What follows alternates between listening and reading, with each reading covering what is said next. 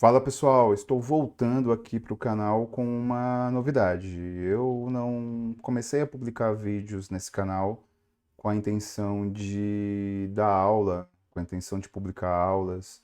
Eu sou professor desde 2003, caminhando aí para 20 anos de docência, sou educador de formação, mas eu comecei a publicar vídeos aqui com a intenção de falar de coisas que eu tenho interesse, que eu gosto, e é óbvio que algumas coisas têm um uso aplicado para concurso público, por exemplo, que hoje é a área que eu leciono e coordeno o curso. Então, meu vídeo sobre o dilema nas redes, falando dos algoritmos que existem para nos cercar nas redes sociais, a questão da homofobia, a questão do racismo, entre outros vídeos, é óbvio que acabam servindo também, eventualmente, para uma redação, para a formação aí de argumento. Mas a intenção não é aula. Então, como eu tenho muito aluno que participa do meu canal do Telegram, muito aluno que me pede conteúdo e que está inscrito aqui nesse humilde canal, que eu nem divulgo muito, eu resolvi fazer alguns vídeos não de aula, mas de dicas sobre, particularmente para concurso público, que é onde hoje eu leciono, sobre como as coisas caem, como as coisas são abordadas, alguns temas específicos, atendendo a um pedido de vocês. Então, esse primeiro vídeo é um vídeo experimental. Eu vou trabalhar com mapinhas mentais, sempre de uma forma diferente para te dizer como estudar, dar alguma dica, dar algum toque. Temas complexos e temas simples.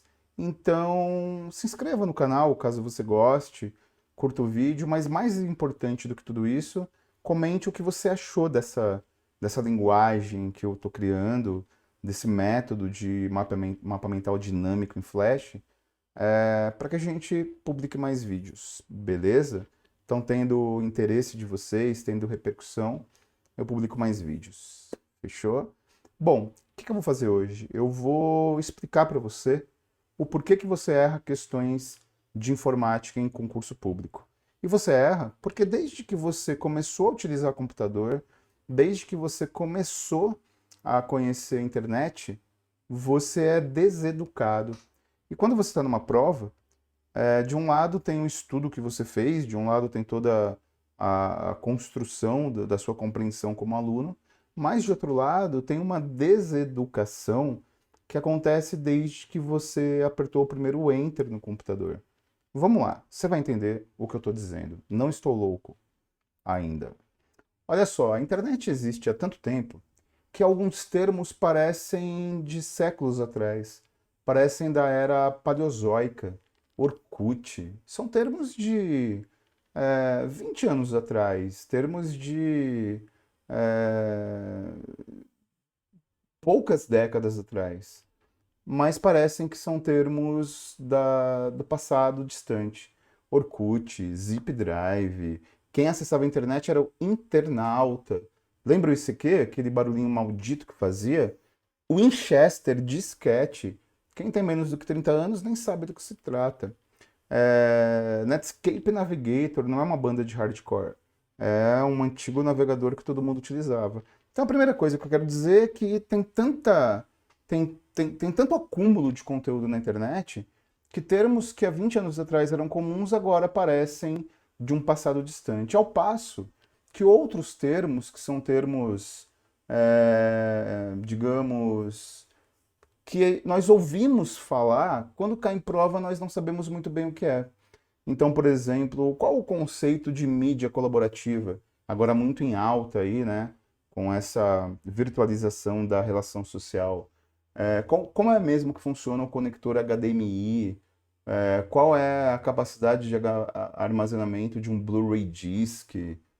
Ou mesmo QR Code, do que se trata exatamente esse código de indexação. Então, alguns termos eles são importantes e ter um bom dicionário é tudo. E aí eu quero deixar uma grande dica aí no que tange a glossário. O Carlos Morimoto, uma das figuras mais importantes aí da informática, um brasileiro, criador do Linux Curumin, ele criou um site chamado Guia do Hardware. Não sei se mudou a URL, mas é só buscar Guia do Hardware. E no Guia do Hardware tem um dicionário de termos técnicos, que é o melhor lugar do mundo para você procurar termos, para você criar um glossário de termos. As bancas organizadoras, inclusive, já se utilizaram e muito e se utilizam desse site. Eu já vi Ctrl+C, Ctrl+V das definições do Morimoto. Então, se você estiver fazendo uma prova, ou uma prova, né, um simulado, e encontrar algum termo que você não tem muita certeza, ao invés de perguntar para o Google, pergunte para o Carlos Morimoto no Guia do Hardware. E por que é importante você ter fontes seguras? Porque, como eu comentei com você, olha, eu peguei só coisas muito antigas para você entender como que erros acontecem desde sempre. São propagandas de 3, 4, 5 anos atrás e que até hoje tá assim, nós fomos educados assim. Por exemplo, chamar o gabinete de CPU. Olha o que essa empresa está vendendo. Um porta-CPU. Ué, a CPU é uma peça de, sei lá, 5 centímetros no máximo. É um pente com vários elementos internos que fica dentro lá do gabinete. Então, chamar o gabinete de CPU na prova é um erro fatal. Outro erro fatal, olha que interessante. Quando o MP3 e MP4 estavam em moda, hoje o smartphone ele cumpre esse papel, né? Estavam vendendo um MP15. E o que o MP15 faz? Ele toca música, executa vídeo e frita ovo. E então, na verdade, o MP3 até hoje é uma extensão de áudio. E o MP4 é extremamente utilizado para publicação de vídeo. Então, o MP15 é uma invenção. O MP15 não tem referência com a tecnologia. Olha outro erro muito comum. Chamar esse aparelhinho aí de impressora multifuncional. Porque afinal de contas não existe impressora multifuncional. Pô, Rezende, está dizendo então que eu fui enganado? Vou devolver a impressora que tem aqui em casa. Olha, aqui tem uma questão semântica para você que estuda português. Imprimir é uma monofunção, apenas imprimir. E a multifuncional, como o próprio texto aí da propaganda diz, tem impressora e scanner para digitalizar. Então não é uma impressora, é um periférico multifuncional, esse é o termo correto. Mas como periférico multifuncional é um termo que dificilmente seria mercadológico, utilizam o termo impressora multifuncional. Eu nunca ouvi alguém dizer scanner multifuncional. Então o correto é periférico híbrido multifuncional. Função de entrada input impressora, função de saída output scanner. E, enfim, outro erro muito comum. Mais um erro clássico, desde sempre, ó, uma matéria aí de anos e anos atrás, que até hoje a gente encontra nessa questão aí da Vaza Jato, dos áudios lá do Moro querendo fazer esquema no processo do Lula. Independente da opinião de cada um, o cara foi pego querendo armar, né? Então ele, o Moro, e o Moro, ele dizem até hoje que um hacker invadiu o Telegram dele. Na verdade, foi um cracker, porque quem é meu aluno sabe que o hacker invade com autorização do proprietário e o cracker invade sem autorização. Então, desde sempre, o termo hacker é utilizado de forma equivocada. E olha que interessante, até a cultura, até as séries que nós assistimos e cinema podem nos ajudar e nos deseducar. Eu peguei aqui dois filmes relativamente clássicos para comentar com você. Olha que interessante. De um lado nós temos o filme A Senha, de Short Fish, com John Travolta e com Hugh Jackman, o Wolverine, que conta a história de um cracker que foi cooptado por um bandidão, o John Travolta, para quebrar uma criptografia de um servidor de um banco. Ou seja, um filme completamente voltado para a tecnologia.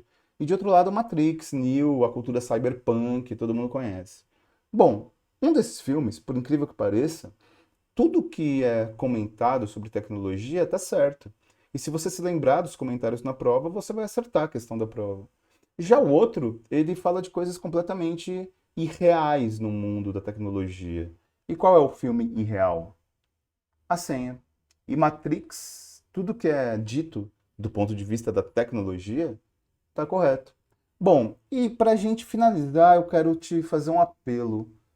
Não pesquise termos para concurso no Wikipedia. O Wikipedia ele é muito bom para eu saber a história do bar do Toninho, mas para pesquisar termos técnicos ou termos factíveis, ele é um pouco inseguro. E eu peguei aqui, independente da religião de cada um, o verbete Jesus. Todo mundo sabe quem é a figura histórica Jesus.